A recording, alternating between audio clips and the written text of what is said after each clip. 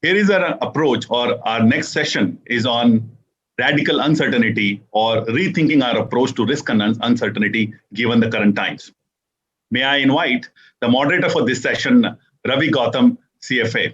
Let me introduce Ravi to you before handing over the floor to him. Mr. Gautam is a senior vice president at Northern Trust Company. For over a decade, Ravi has been serving as the head of Northern Trust Asset Management Business Unit in India and has had a chance to sort of serve on various senior leadership roles.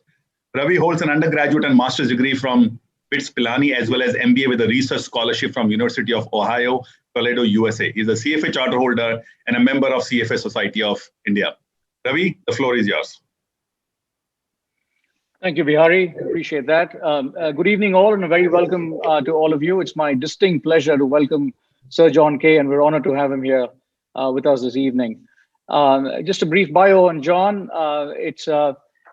John is an eminent economist and author whose career has spanned academia, business and finance, as well as public affairs. He has held chairs at the London Business School, the London School of Economics, as well as the University of Oxford, where he first started his career. He's a fellow of the British Academy and the Royal Society of Edinburgh as well. John is a director at several large public companies and is also a contributing editor at the Financial Times. A very notable author with several books to his name. Quite possibly the most important, famous one that won a lot of accolades and awards was the book called Other People's Money, and it was Book of the Year for the Bloomberg Financial Times as well as the Economist. His latest book, Radical Uncertainty, which is what we're going to be talking today about, along with Mervyn King, who was the ex-governor of the Bank of England, is a magnum opus, really. It's brimming with rich history and anecdotes. It's a wonderful read. It's a long read at 500 pages, but I can assure you that the font is large and it reads well.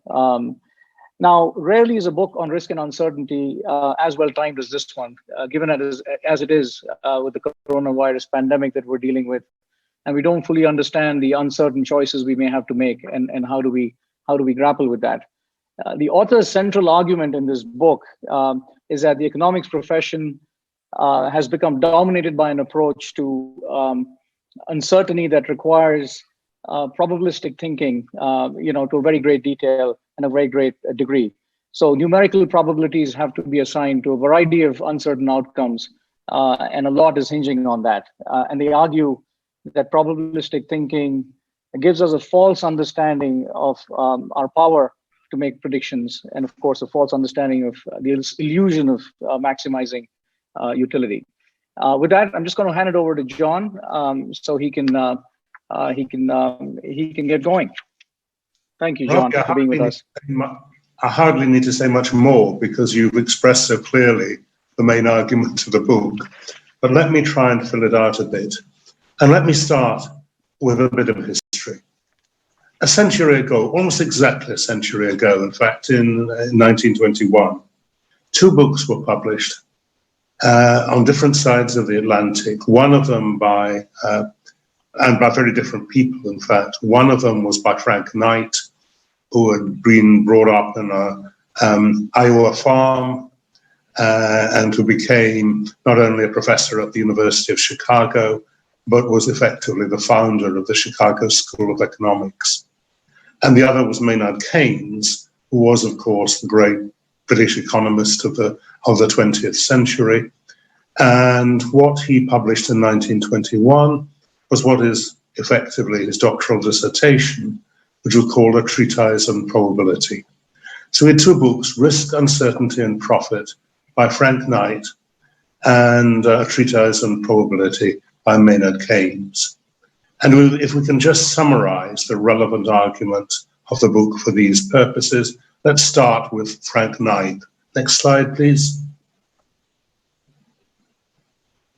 A measurable uncertainty, or risk proper, as we shall use the term, is so far different from an unmeasurable one that it is not, in effect, an uncertainty at all. And Keynes said much the same thing, but in rather different language and rather different accent. Next, please. By uncertain knowledge, I do not mean merely to distinguish what is known for certain from what is only probability. The sense in which I am using the term is that in which the prospect of a European war is uncertain, or the price of copper, or the rate of interest in 20 years hence, or the obsolescence of invention, or the position of private wealth owners in the social system in 1970.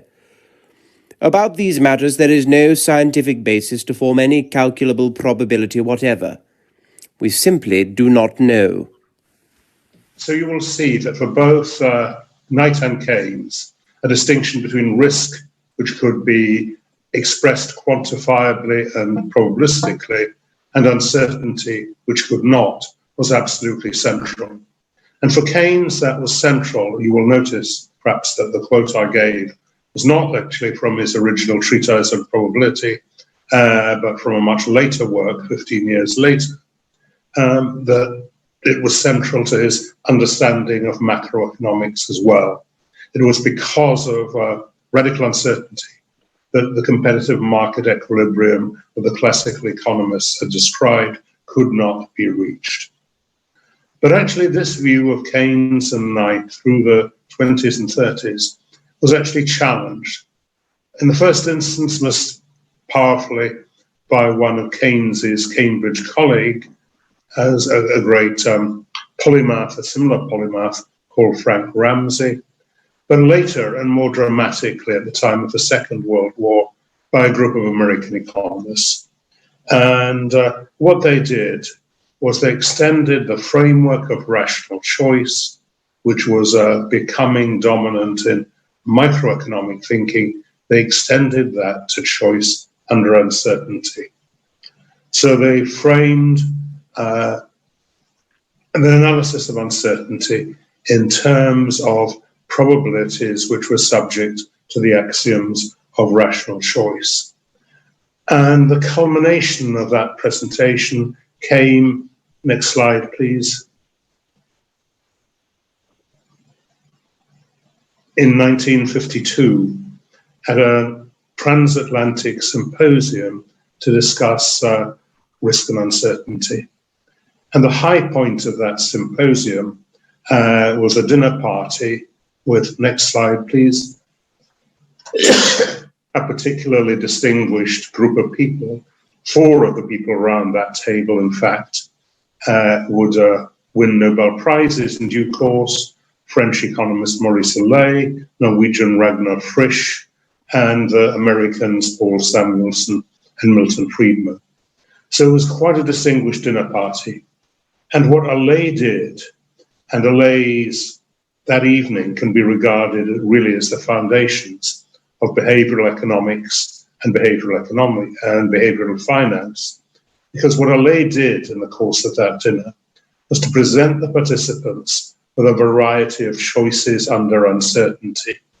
And he was able to show them that the choices they made did not correspond to the new modern axiomatic treatment of rational choice under uncertainty. That, as I say, was the beginning of behavioral economics.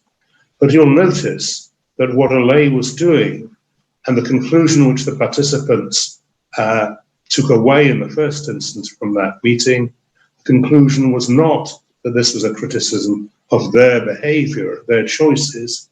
It was a criticism of that way of characterizing choices under uncertainty.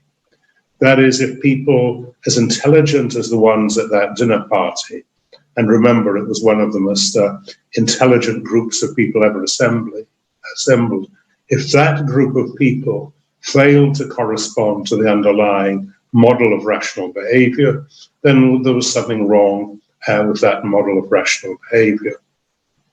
That was the position then. But actually the Americans, and in particular Friedman and Savage, at that dinner party, went back to the United States and continued to assert the same thing as they had been before. You can see then that behavioral economics began not as a critique of individuals, but as a critique of a concept of rationality.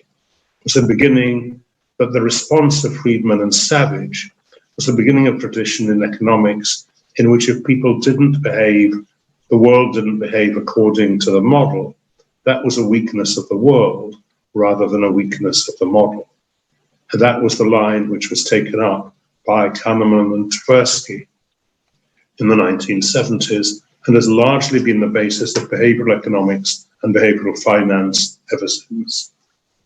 If people don't behave in line with the model, then they ought to, and that reflects bias and irrationality on the part of participants. I'm going to challenge that framework, but it was subsequently developed by Friedman and Savage, and by the 1960s, Friedman would write, next slide please. In his seminal work, Frank Knight drew a sharp distinction between risk as referring to events subject to a known or knowable probability distribution, and uncertainty as referring to events for which it was not possible to specify numerical probabilities. I have not referred to this distinction because I do not believe it is valid. I follow Jimmy Savage in his view of personal probability, which denies any valid distinction along these lines. We may treat people as if they assigned numerical probabilities to every conceivable event. It is hard to overestimate the importance of that declaration on the subsequent development of finance and economics. Friedman was in effect denying the legacy of the founder of the Chicago School of Economics. He succeeded, in effect, Knight as doyen of that particular school. But it's actually that analysis of all personal probabilities. We may treat people as if they assign numerical probabilities to every conceivable event, which has formed the basis of modern finance theory and the rational expectations macroeconomics, which came out of Chicago, which have dominated the profession ever since. Our purpose in the book Radical Uncertainty, is to challenge that view. Now let me give you some insight into what it is we mean by rational uncertainty and why we want to restore that distinction between risk and uncertainty, which was made so forcefully by Keynes and Knight, and which was denied by Friedman, Savage, and the group of predominantly US or US influenced economists who followed it. By radical uncertainty, I don't mean a black swan. People have often, when I've talked to them about it, thought, so you're talking about what Nassim Taleb means as black swans. Black swans in Taleb's framework are things, either true black swans, the metaphor comes from the fact that Europeans had only ever seen white swans until they went to Australia and discovered black swans there. A black swan in this sense is an event to which you can't attach a probability because you simply cannot conceive of the event. No one could have taken a bet, I bet, or swans in Australia are white, because nobody had thought there could be any swan other than white. A black swan is also sometimes a very unlikely drawing from a known probability distribution. If you toss a fair coin and it comes up heads 20 times, you've experienced a long tail event, an event which is possible, but it is extremely unlikely. Although you ought, if you take that example for a moment, to realize that if a fair coin does come up 20 times, heads 20 times in a row, there's probably an explanation other than that you have experienced a long tail event. Perhaps it wasn't a fair coin after all, or the experiment has been fixed in some other way. A radical uncertainty arises where we know something about the future, but not enough. And that's where we typically are. We've never been sure whether to be pleased or embarrassed by this. Writing in our book last year, Mervyn and I say that we must expect to experience a pandemic caused by a virus which does not yet exist. Obviously, we had no idea that virus was going to come into existence within a very few months of our writing that. Indeed, it may well actually have existed at the time at which we wrote it. This is the world in which we know something, but not too much, and not enough. And that's the world of radical uncertainty, the world in which we live. Now, a lot of what is happening here is that people, and this includes, interestingly, people who claim that their work is rigorous because it makes use of mathematics, we're actually using words in a rather casual and ambiguous way. Let me explain that. Next slide, please.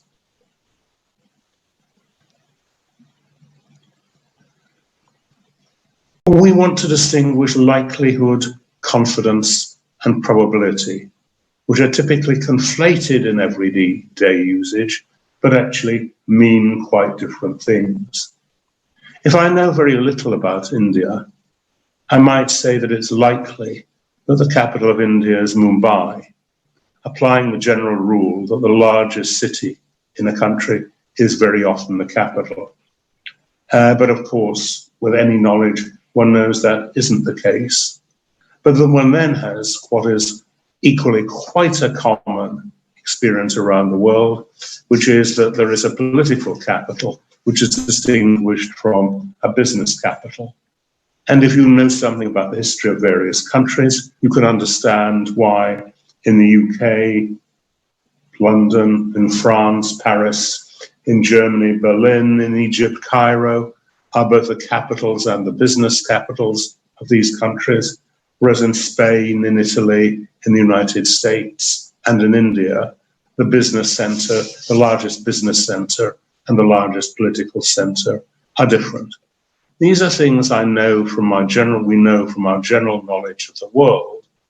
And the more we can illuminate that general knowledge with far further knowledge of history and culture, the more useful that kind of knowledge becomes.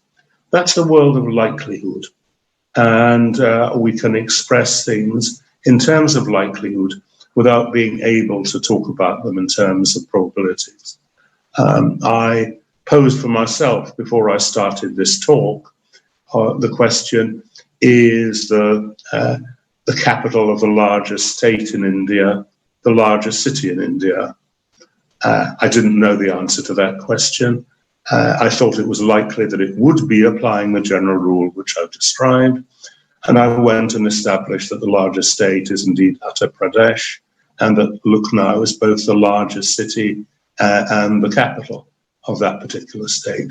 These things were likely, but it would have made no sense for me to say the probability that the capital of Uttar Pradesh is Lucknow is 0.7. It either is or it isn't Lucknow. Using probability in this kind of framework makes no sense.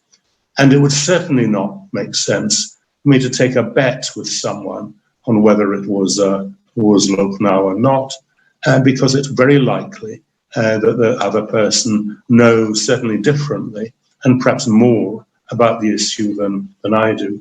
In fact, anyone who took on that bet almost certainly is someone who does know that. I'll come back to that point in a moment, because likelihood is also often conflated with confidence. But how confident one is of a proposition is actually a subjective thing about the individual state of mind. It sheds very little guidance on the probability that the statement is true. And one only has to think of some current politicians to realize that confidence, likelihood, and probability are not the same thing. The term probable is often used as a synonym, in effect, for what I've described as likely. But what we mean by probability, properly, has a rather more limited range of application. Probabilities are things that may be derived from some known distribution. That's what happens at the gambling table when the theory of probability began, or can be derived from an observable database, which are the ways we infer probability distributions from the mortality data or from historic weather reports.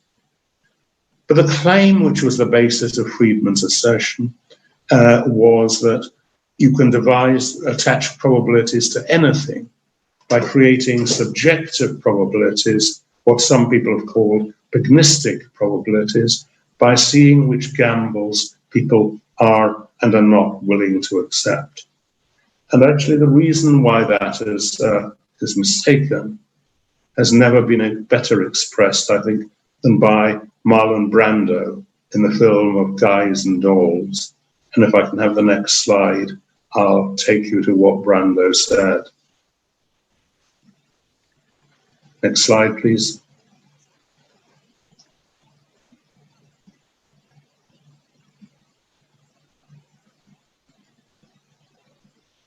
Next slide.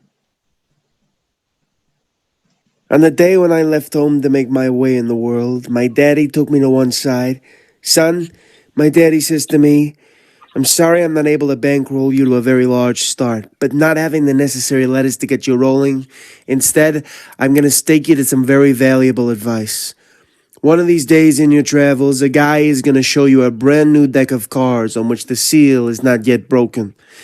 Then this guy is going to offer to bet you that he can make the Jack of Spades jump out this brand new deck of cards and squirt cider in your ear. But son, do not accept this bet, because as sure as you stand there, you're going to wind up with an ear full of cider. I've often thought that that slide ought to be on the desks of every trader and everyone who participates in financial markets. It's a warning that when information about radical uncertainty is unevenly dispersed, trading puts you potentially at the mercy of people who know more about particular risks and particular structures than we do. And the importance of that observation for the ways we think about finance can, I think, hardly be overestimated.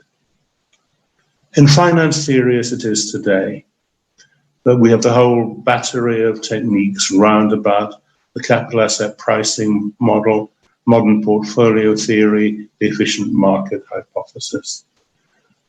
In framing them, we regard risk, uncertainty, and volatility as effectively they're meaning the same thing. But this is not what people out in ordinary language in the real world normally mean by risk. They attach different meanings to risk and uncertainty. Risk in ordinary language is something bad. You have never heard anyone say there's a risk I might win the lottery. You probably haven't heard them say there's a risk that I might not win the lottery, because people don't realistically expect to win the lottery. What risk means in everyday usage and everyday life, and the risk people who entrust their money to financial markets typically want to avoid, is the risk that something bad will happen, that what we call a reference narrative will be derailed by some event that they don't expect, but which nevertheless might happen by some form of radical uncertainty. So that risk is framed around what we describe as a reference narrative. It's the strategy which you are using to plan your business, to plan your finances, to plan your personal life. And risk is the potential derailment of that particular strategy. Now that means that risk is personal. What you mean by risk, and what Ravi means by risk, and what I mean by risk, are likely to be different, because our underlying reference narrative may well be different. When I think about investment strategy from my Oxford College, as I do, I'm aware that the college is 500 years old and would like to go on existing and thriving for another 500 years. Very few institutions in the world have time horizons which you can measure in centuries, but Oxford University does. When I think about my own personal reference narrative, I'm thinking of the question, Can I enjoy the standard of living which I'm currently experiencing for the rest of my life? That's my reference narrative. The reference narrative for a young person who's saving up to get married, buy a house, and so on is, again, very different. What these people mean by risk is different. Risk is, in this sense, personal. And that has very large implications for financial markets, because it says there isn't a single thing that is meant by risk. And that means the idea that there's a necessary trade-off between risk and reward is not at all clear or at all obvious. And actually, if you mean something different by risk than the average of what other market participants mean by risk, that means there's an opportunity to have some kind of free lunch. In my Oxford College case, the fact that we can take much longer time horizons in thinking about investment than other people do means both that we have a different concept of risk and that we have investment opportunities, which other people do not. So different people mean different things by risk. There is no, as it were, market equilibrium which attaches a single price to risk. And you can see that this a way of thinking about risk and uncertainty takes one to a very different framework from the one which is standard in the suite of financial market models which I've been describing. I could talk about this for a lot longer, but I just want to give you some flavor of the new thinking which I actually is required. And one of the lessons, and the fundamental lesson, I believe, which we take from all of this, is that what we need to do in our lives, our businesses, our finances, is to manage risk while embracing uncertainty. Manage risk in the sense that risk is about trying to achieve a secure reference narrative. And within the framework of that, uncertainty is a positively good thing. This was the insight which both Keynes and particularly Knight had 100 years ago, because Knight titled his book Risk, Uncertainty and Profit. He used that title because his essential argument was that it was uncertainty, radical uncertainty of the kind I've been describing, which created opportunities for entrepreneurship and profit. There was no market in smartphones, in forward market in smartphones in 1995, because the smartphone hadn't been invented, and there couldn't have been. And if there had been a market for smartphones, then the incentives to invent, which led to the creation of the smartphone, wouldn't actually have existed. It was radical uncertainty, the lack of, other than vague knowledge about what would happen in the future, which created that business opportunity. And that's, of course, equally true in financial markets, where the efficient market hypothesis has a substantial element of truth, but the opportunities to trade successfully come from the ways, the relatively minor ways, in which it isn't actually true. What we need to do is to manage risk and embrace uncertainty. I'm using the movies a bit, and I'm going to come back to another movie in a moment. But you'll know, many of you will have seen the film Groundhog Day, in which Bill Murray lives the same day over and over again. And that is so tedious, the knowledge of what is going to happen, that he tries to commit suicide. He can't do that, however, because that isn't in the script. Uncertainty, properly managed, can be a positive aspect of our lives, our businesses, and finances. And no one has expressed that better than Orson Welles in another movie. So if I can have the next slide, that will be a moment on which I will finish. Sorry, next slide after this. In Italy, for 30 years under the Borgias, they had warfare, terror, murder, and bloodshed. But they produced Michelangelo, Leonardo da Vinci, and the Renaissance. In Switzerland, they had brotherly love. They had 500 years of democracy and peace. And what did that produce? The cuckoo clock. Thank you.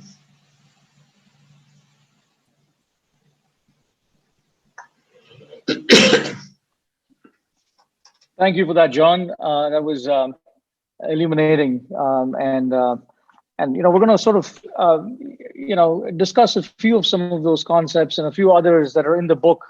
That obviously you were not able to articulate here, given the paucity of time. But I get the impression from reading the book that you and Mervyn aren't really big fans of behavioral economics. I mean, can you elaborate on that so we understand that distinction a little better? Yeah, and that goes back to the point I made earlier, that behavioral economics, which started as a critique of a model of rationality, has become a critique of people. I went to a conference about behavioral economics a year or so ago, in which people were sitting at tables, and every one of them was, every table was labeled with an alleged bias. And there were nearly 100 tables. And I said, if you look around this room, if we're subject to all these biases, how is it that we are so successful as a species? How is it that we haven't learned to overcome and get rid of these biases?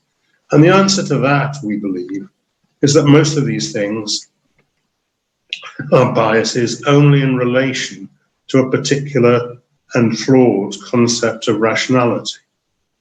A concept of rationality which assumes that we know far more about the world than we do or could. What many, probably most of these biases are, is rational responses. Rational in the sense that they're entirely intelligible responses to an uncertain world. Overconfidence is a bias, for example.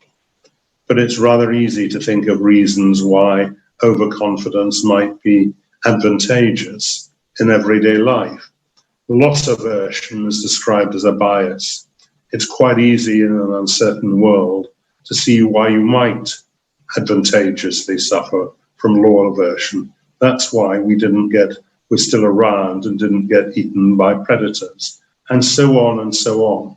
These things are framed in relation to a particular concept of rationality. And as Allais had realized in 1952, that people have subsequently forgotten, the problem lies with our model of rationality rather than with our behavior. That isn't to say people don't make mistakes, they often do. But what distinguishes the mistake from a lot of the so-called biases of behavioral economics, a mistake is something which, when it's explained to you, you realize that was stupid, I shouldn't have done that.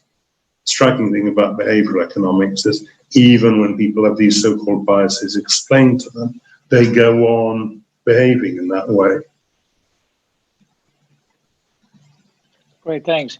Let's talk a little bit about financial models. The global financial crisis and the 25 standard deviation event that you so eloquently talk about in the book. In terms of this focus on false precision, and then subsequent to that, how would we actually engage with a more narrative focused approach and solution to the problem that we're trying to be addressing? So, for instance, effectively, what do we do about this when we say we do not know the answer, which is a good thing? How do we address that? How do we move the ball further from there in terms of our economics discourse as well as in politics and society? That may not be an acceptable answer when we throw up our arms and say we give up. We really don't know. So sort of bridging those two together, the false precision and then leading to the narratives, and then what do we do about that narrative, which we don't give up and say we really don't know. The 25 standard deviation event, which you mentioned, was the story with which we began our book, which was David Vinyar, who was then CFO of Goldman Sachs, saying at the beginning of the 2007 financial crisis, we've experienced 25 standard deviation events several days in a row.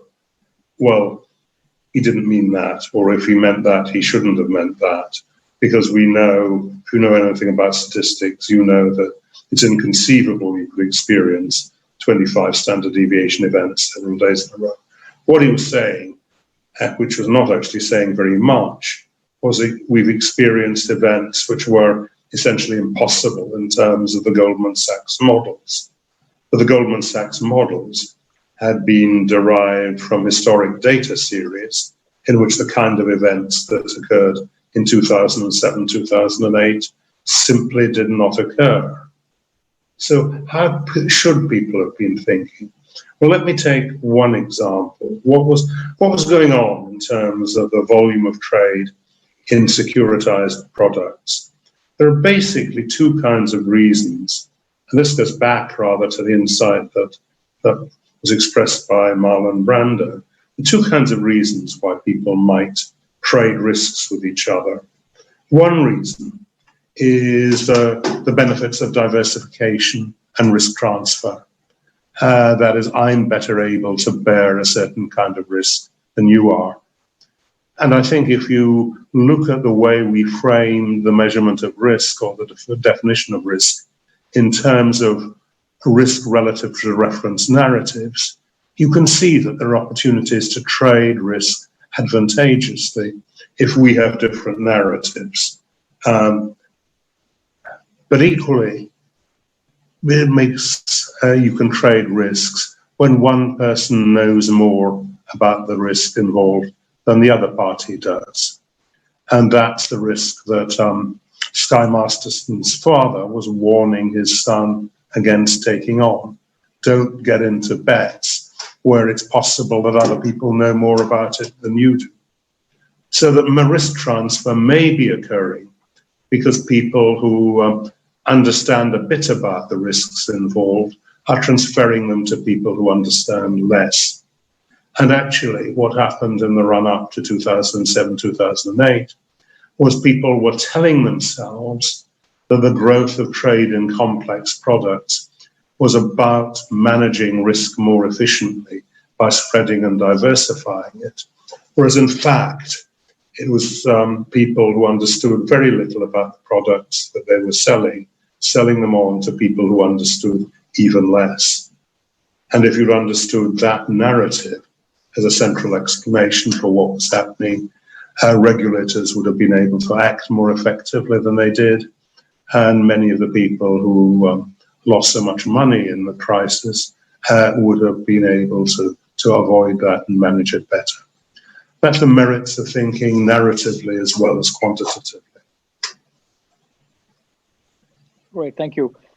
Some of the things that are sort of some of the terms used in the book and some of the, you talk about small worlds and large worlds, you talk about puzzles and mysteries.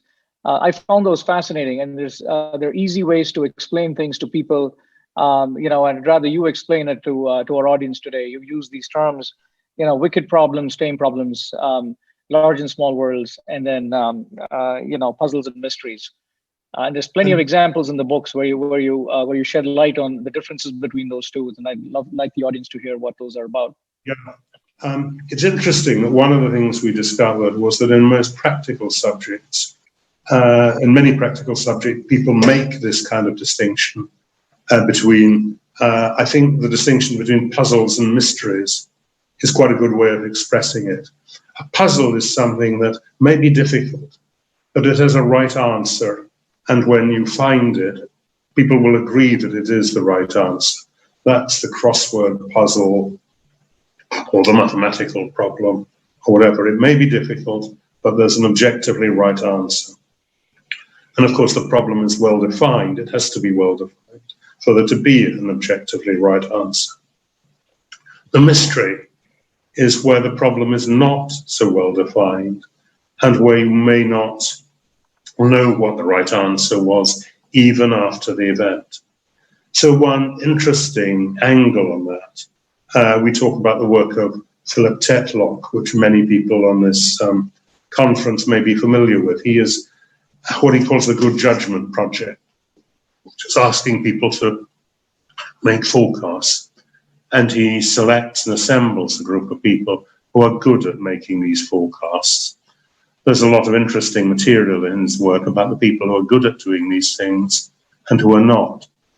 But if you look at the kind of open questions which you have on Tetlock's website for his Good Judgment Project at the moment, they're questions like, will the Donbass region of the Ukraine be given a special status by the end of this year? Or will the US economy experience more than 2 quarters of negative growth in 2020? These are questions which have right and wrong answers, and in due course we'll know what the answers are. But they're not really the questions which we're interested in. The questions we're interested in are much vaguer. What's happening in the Ukraine and how is it going to work out? Is the US economy going into a serious recession, or will it bounce back from it? These are questions which are ill-defined questions, and the answers are not necessarily obvious, even historically.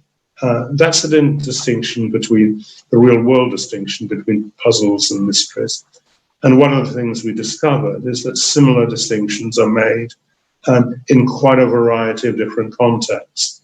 The terms tame and wicked problems come from urban planners, and they're now quite widely used in medicine. Aleatory and epistemic uncertainty are distinctions which engineers have made for a very long time, and so on. In any practical subject, people have to make these kind of distinctions between risk and uncertainty, distinctions which in economics and finance we've done so much to try to elide.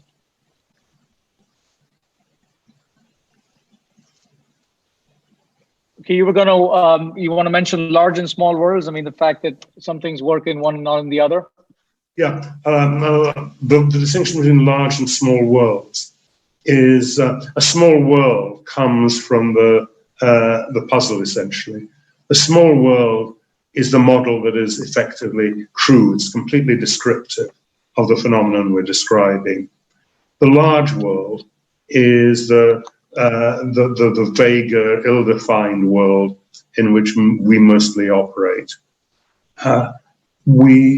Economists and other people who develop models have done them in the context of small worlds.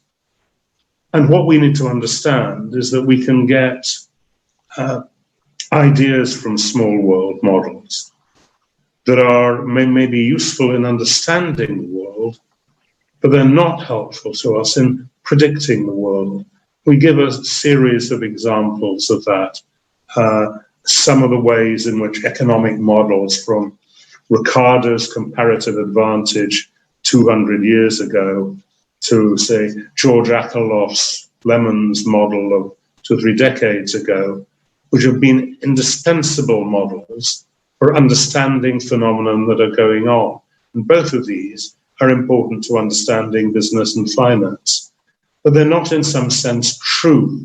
They don't describe how business actually happens or how that particular markets operate. They give you insights into these worlds. They're small world models that are valid in their small world. They can give you insight into large worlds, but they cannot give you predictions in terms of large worlds. And in some ways, the best example of this is the efficient market hypothesis. If you believe that the efficient market hypothesis is true, investment becomes deeply uninteresting. You might as well use a pin. On the other hand, if you don't believe in the efficient market hypothesis, if you don't understand that much of the information about products, stocks, and the future is already in the price of securities, then you're making very big mistakes too.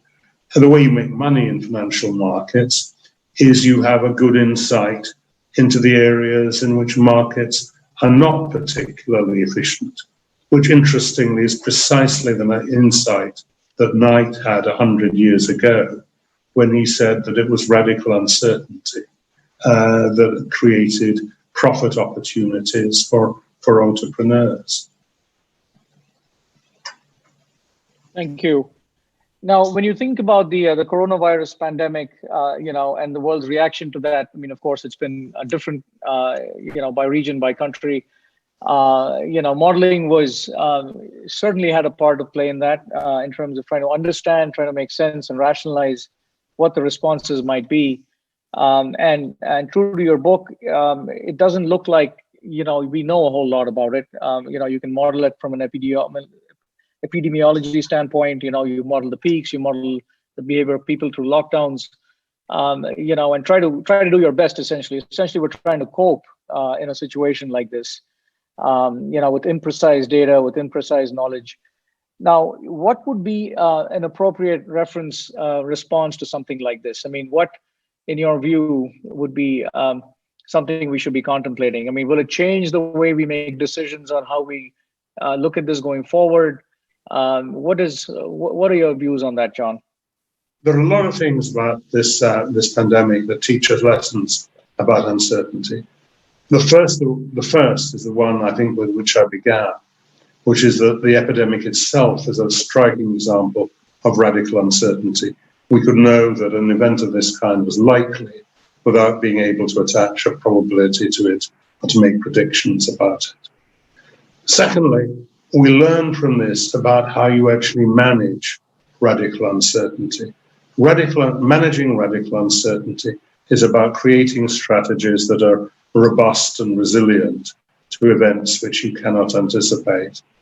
And what I think a lot of businesses have learned in the course of the last few months is that they've regarded the things that create robustness and resilience as being indications of inefficiency.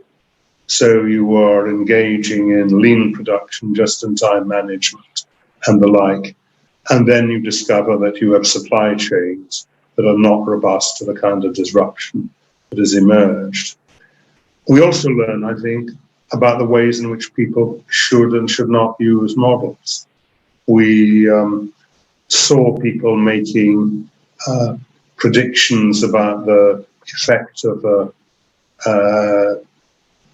likely numbers of people affected by the virus, and predictions which were specified to 2, 3, 4 significant digits. You cannot possibly make these kind of predictions. But epidemiological models are very useful in understanding what the determinants of the spread of a pandemic like this is. What are the parameters? What are the parameters which we need to know in order to make decisions? And they ought to point us to trying to identify that information and try and base decisions on it. Finally, I think we learn that different countries have dealt with this pandemic more or less successfully. And we see some of the things that lead to the countries which have been most effective in dealing with it, which are typically small countries in Northern Europe, or smaller countries, some of the countries in Southeast Asia and Germany, countries that have pretty high degrees of social cohesion, reasonably decentralized structures, and where people are able to operate within the context of what I've described as a relatively secure reference narrative.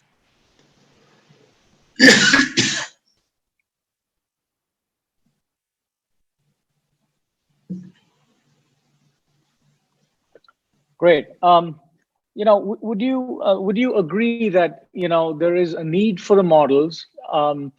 That models help you think clearly to the extent you try to find the parameters. You try to find models help you think about the problem clearly, but the challenge is associating metrics and probabilities with the parameters and the associated stuff you need to think about, the correlations and so on and so forth. That's where there is a challenge, and and of course there's, in situations like radical uncertainty, you just have no information at all. But do you believe that there is a need for models to begin with? We have models all over the place in all kinds of spheres of human activity. What is your thinking on that? I'm an absolute devotee of models. We need models. We're not going to understand the worlds of business and finance without models. But we also have a lot of very bad and very misleading modeling. The extreme case, and we give some examples of this in the book, is the ones in which you know very little about a problem. You devise a spreadsheet that would give you the answer if you had all the information you needed. And then since you don't have the information you need, you make up all the numbers in the spreadsheet. And in the worst versions of that kind of analysis, you make up the numbers in the spreadsheet again and again, and think that by running the spreadsheet 100 or 1,000 times, you have some sort of probability of the distribution of outcomes. It sounds almost if a caricature if I describe it like that, but that is exactly what a lot of people doing so-called Monte Carlo simulations do. And a lot of, for example, investment planning, pension fund assessment, for example, is based on essentially that structure. We give other examples from outside the financial world as well. That's the opposite of the ways in which we should be using models, which are to use much simpler models with many fewer numbers in them, to identify the parameters that actually matter to the outcome, and then devote effort to getting better estimates of what these parameters are. That's the way in which we should have used epidemiological models in this crisis.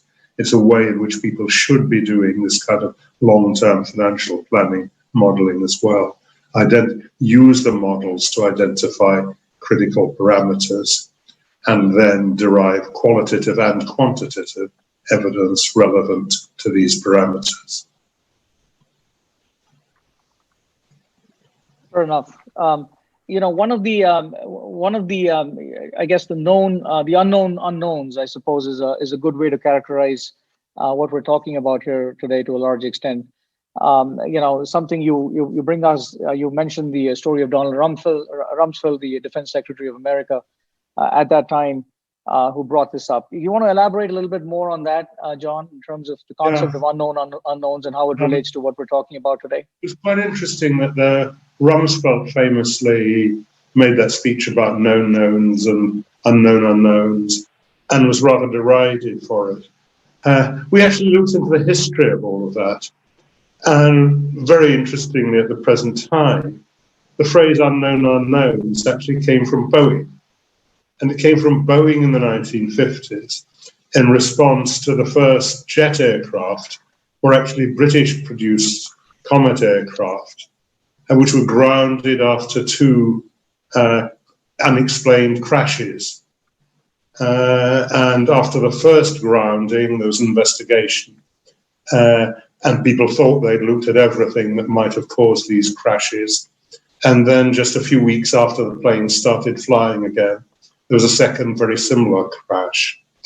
And there was then months of further research before people set to work on jet aircraft to produce jet aircraft again, in which it was discovered what the cause of the crashes had been.